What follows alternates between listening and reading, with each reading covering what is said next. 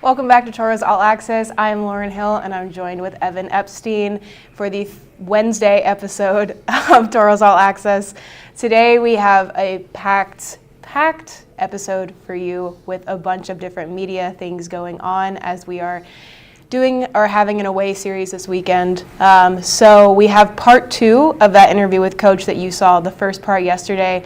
This part, he talks a lot about the new roster changes that we kind of touched on in Monday's episode, as well as just the satisfaction of creating and having all those trades before the trade deadline so that these players can get adjusted well enough. How did you feel about the second part of the interview? Yeah, Lauren, you said it. Definitely interesting to talk to Coach about Middendorf, Jochems, and Gibbs. Middendorf already having a big impact over his first 3 games with the Tauros. Let's take a look at part 2 of that interview.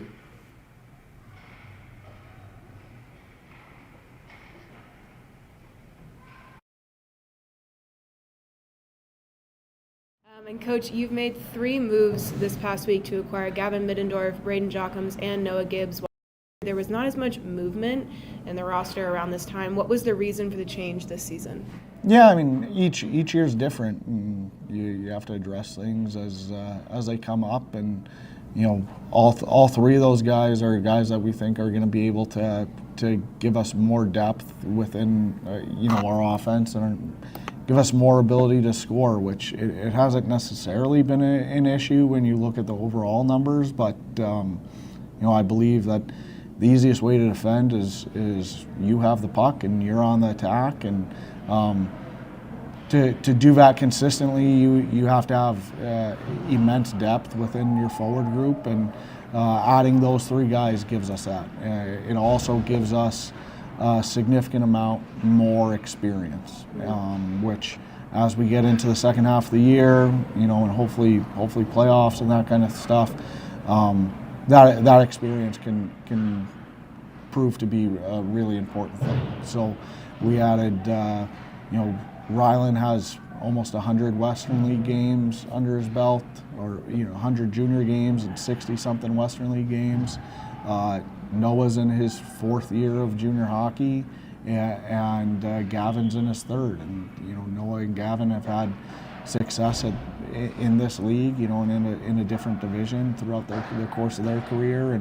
And Braden has obviously played at a really, really high level coming from the Western Hockey League. So, like I said, each year is different. You have to approach things different, and in terms of how myself and the rest of the staff evaluates the group, things come up, and then it's up to us to decide if we want to make the move, and we feel like it's going to improve not only our team on the ice, but our locker room and those kind of things. And it would have been hard to say no to those 3 players. So we felt like we've gotten better here over the past couple weeks. And the other thing is hopefully this limits the amount of deadline moves that we have to do, because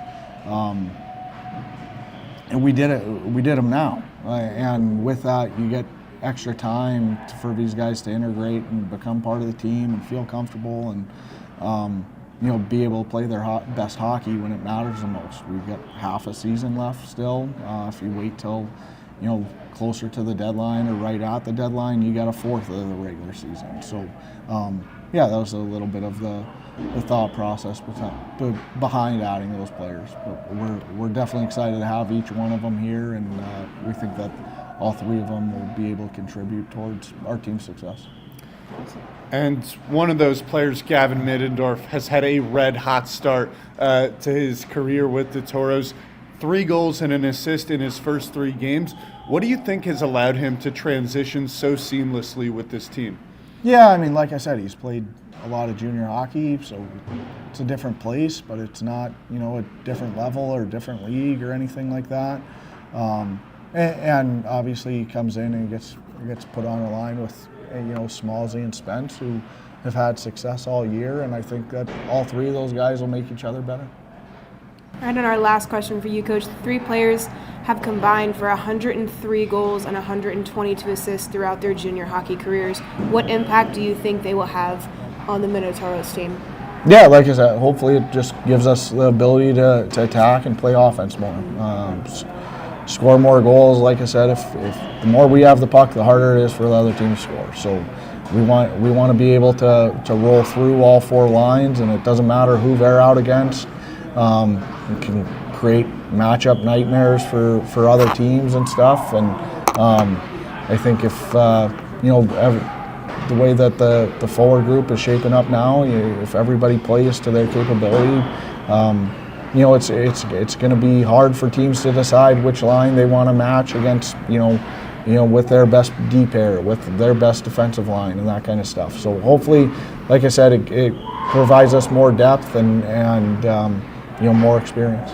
Coach, one more quick one. Do you guys expect to make more moves in the future? Yeah, I mean, you never know. Each year is, like I said, each year is different. I will say that we like the way that the roster started to take shape. And that's an ongoing process until it can't be anymore. Last year we didn't make any moves because we started right away with the depth and the offensive ability and the D-core that I talked about.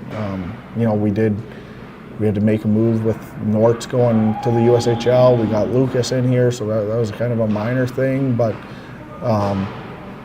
in terms of the big picture things for last year, but each year is different. The landscape of junior hockey is different this year than it was last year. So there's a lot of things that play different roles in that, and we'll just continue to evaluate things as they come at us, as the deadline approaches here in a month or 5 weeks or whatever it is. All right. Thanks, Coach. Thank you.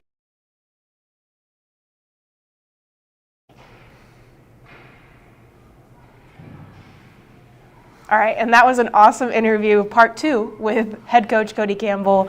He talked a lot about those roster moves that we've had in the last couple of weeks. And speaking about that, we have a lovely graphic for y'all to kind of visualize where these players are coming from, their current stats. So we're starting with number 17, Gavin Middendorf, has had so far this year, just in general, 9 goals and 11 assists with his past team, the Chippewa Steel. But for the Tauros already, he's only played 3 games for us in a Tauros jersey, has scored 3 goals and has had 1 assist with the Minotauros. I can't imagine a much better start than that. Braden Jochums coming this season from the WHL with the Portland Winterhawks, put up great numbers last year with the Nippewa Hawks in 28 games. 15 goals and 10 assists for Jochums. Noah Gibbs coming in from the Janesville Jets. This is his 4th year in the NAHL. This season, 5 goals, 9 assists, but he's been playing great hockey as of late. 3 goals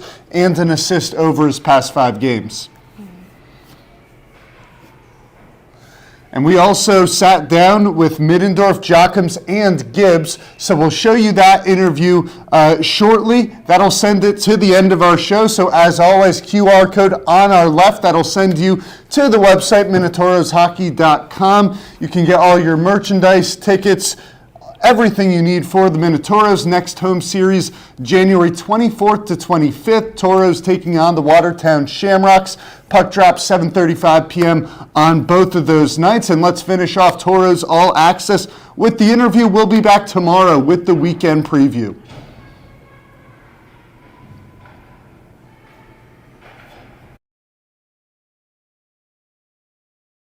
I'm Evan Epstein here with Lauren Hill and Braden Jochums, Gavin Middendorf, and Noah Gibbs, all players being traded pretty recently here to the Minot Minotauros.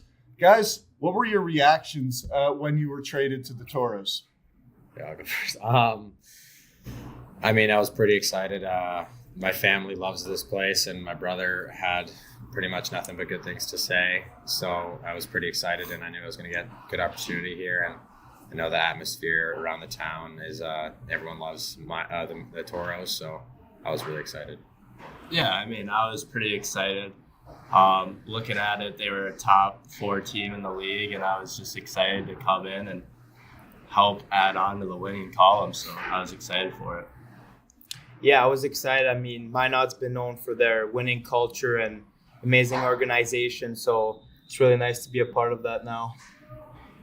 And then Gavin, you had 9 goals and 11 assists with the Chippewa Steel this season. What allowed you to get off to such a hot start? Yeah, I mean, just coming in, being an older veteran, I had to show up and show all the younger guys what it takes to put up the points and get in the winning column. So, I mean, that just fueled me and to help out the Steel that way. But, yeah. You now have a goal in each of your first 3 games with the Tauros. How have you been able to settle in so seamlessly? Yeah, I mean, just all the coaching staff helping me get in the systems, putting me with 2 great players, Smallsy and Spence. I mean, they made it really easy for me to hop in, and we've found a little chemistry there, so it's been great. Awesome. And Gavin and Noah, you moved from outside the playoffs to inside the playoffs. What's that like? Yeah, it's great. I mean, moving to such a team that's been known for winning is really exciting, and obviously as a 20-year-old you want to win in your last season, so really looking forward to that. Yeah, I mean, it's always a great momentum booster knowing that you're in the playoff spot and hoping to keep it or move up to even the first seed. I've never really been a part of the playoffs yet in my career, so it's going to be nice to see what we can do this year. Braden, you made your debut with the Toros in the game on Saturday, playing alongside the second line. How'd you feel out there? I felt pretty heavy. I mean, I drove down here from Portland, so it's like a 19.5-hour drive. And then I next day, they said, if you're ready, you're in. So I told them I am, and they kind of threw me in. First shifts where I felt good. I felt heavy, but overall I thought it was a good game. And the guys made it pretty easy to kind of get acquainted with everyone and have good energy going into the game. So I felt like I'd been here since the start of the year, and it was a good experience and got all the rust off pretty much immediately. So overall, it was a good game, I thought. You said 19.5-hour drive. Did you do that in a straight shot? No, I stopped in Bozeman, I can't remember, in Montana. The worst part of the drive was getting there and driving through the nights. It's like snowing like crazy, and there's semis going like 20 miles an hour. So trying to drive around them while not crashing was a bit difficult. Well, you got here. And so you mentioned your brother Rylan played for the Toros. What did he tell you about the team after he got traded in? Overall, what was the reaction of your family? My brother didn't really say much to me. I kind of called him and told him, and he just said, that's cool, I guess. And I asked him, like, what should I expect from the guys? And he mentioned Mahler and Smallsy are pretty crazy guys, which kind of meets what I kind of expected, because I got a text from both of those guys pretty quickly after they kind of found out I was here. So they made it pretty easy of like a transfer. And my mom and dad, if they're saying if I didn't make it my 20-year-old year in the dub, were like, you should go to Minot. Like, they really, really wanted me to come here and play. So it was happy all around pretty much when I came here.